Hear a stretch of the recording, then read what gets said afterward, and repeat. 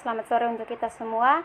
Perkenalkan, kami dari kelompok 1 akan memaparkan hasil kerja kami dengan tema lahan kering beriklim kering dan pemanfaatannya untuk berbagai usaha pertanian dengan mata kuliah Budaya Pertanian Lahan Kering, Kepulauan dan Pariwisata. Baik, sebelumnya perkenalkan, nama saya Elsa Octavia Besi dan materi yang akan saya bawakan mengenai pengertian lahan kering beriklim kering. Nah, secara umum, lahan kering beriklim kering didefinisikan sebagai suatu hamparan lahan yang tidak digenangi atau tergenang air pada sebagian besar waktu dalam setahun dengan curah hujan lebih kecil dari 2000 mm per tahun dan memiliki bulan kering lebih besar dari 7 bulan atau lebih kecil dari 1000 mm per bulan. Nah, di NTT ini hampir sebagian wilayah didominasi oleh lahan kering. Contohnya Timur Barat, Alor, Flores, dan Sabu. Nah, materi selanjutnya akan dibawakan oleh pemateri berikut. Budaya pertanian lahan kering kepulauan dan pariwisata di wilayah Kupang, Nusa Tenggara Timur. Yang pertama, lahan kering beriklim kering dan pemanfaatannya untuk berbagai usaha pertanian.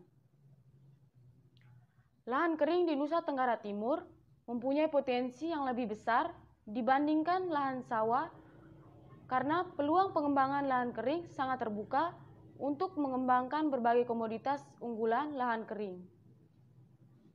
Potensi pengembangan pertanian lahan kering cukup besar perbandingannya dengan lahan sawah karena yang pertama, sangat dimungkinkan untuk pengembangan berbagai macam komoditas pertanian untuk keperluan ekspor. Yang kedua, dimungkinkan untuk pengembangan pertanian terpadu antara ternak dan tanaman, perkebunan atau kehutanan, serta tanaman pangan.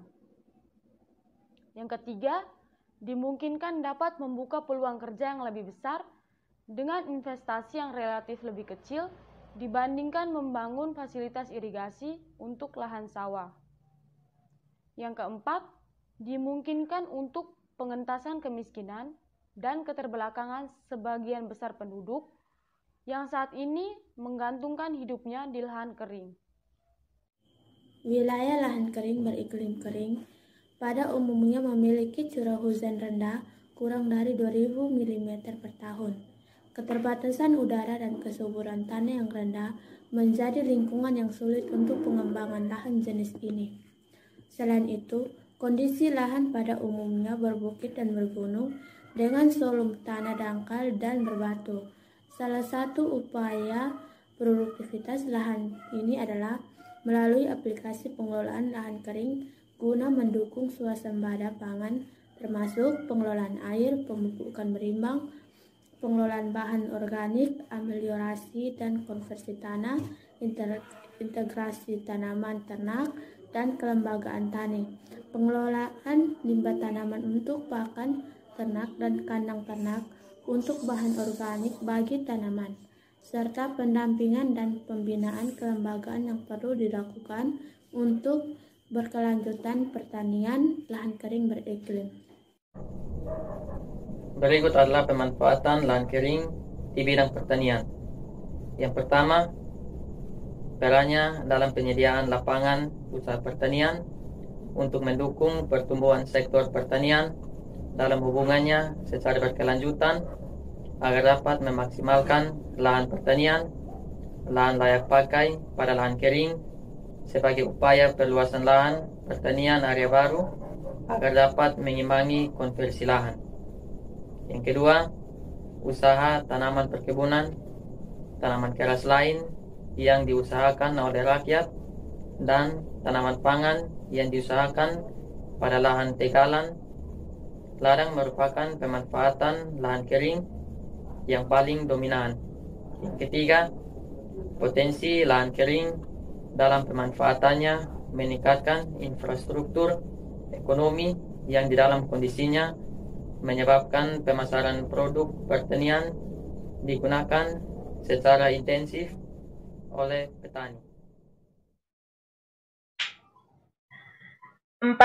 Daerah lahan kering juga memiliki fungsi menjaga keseimbangan tata air.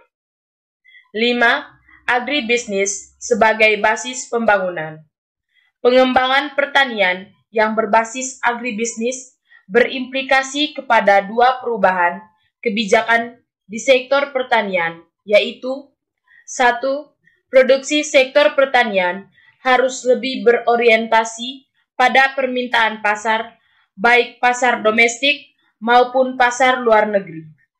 2. Pola usaha pertanian harus mengalami transformasi dari usaha pertanian subsisten yang berskala kecil ke usaha pertanian komersial yang berskala lebih besar.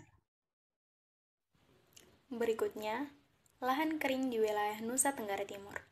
Nusa Tenggara Timur memiliki sumber daya alam berupa lahan kering yang sangat luas atau besar dibandingkan lahan basah. Berdasarkan hasil pemantauan dari Badan Pusat Statistik Nusa Tenggara Timur pada tahun 2014, luas lahan kering mencapai 96,74% atau 4,8 hektar. Pemanfaatan lahan kering. Pemanfaatan lahan kering untuk kegiatan pertanian hanya dilakukan pada komoditas yang bisa ditanam karena kendala iklim, kondisi lahan, serta pengetahuan petani. Oleh karena itu, pemanfaatan lahan kering untuk kegiatan pertanian perlu menyesuaikan dengan kondisi iklim, komoditas, tanaman, dan pengetahuan yang dimiliki petani. Iklim mempengaruhi SDA yang terdapat pada suatu wilayah. SDA lahan kering yang luas adalah potensi lokal yang dimiliki untuk mencapai kesejahteraan penduduk. Potensi yang dimiliki dari aspek sumber daya manusia SDM untuk mengelola lahan adalah petani. Sebanyak 70% penduduk NTT adalah petani yang membudidayakan jagung, karena jagung merupakan makanan pokok sebagian besar penduduk. Jagung ditanam oleh petani karena mampu berproduksi di lahan kering dengan cukup memuaskan, walaupun dibudidayakan secara tradisional.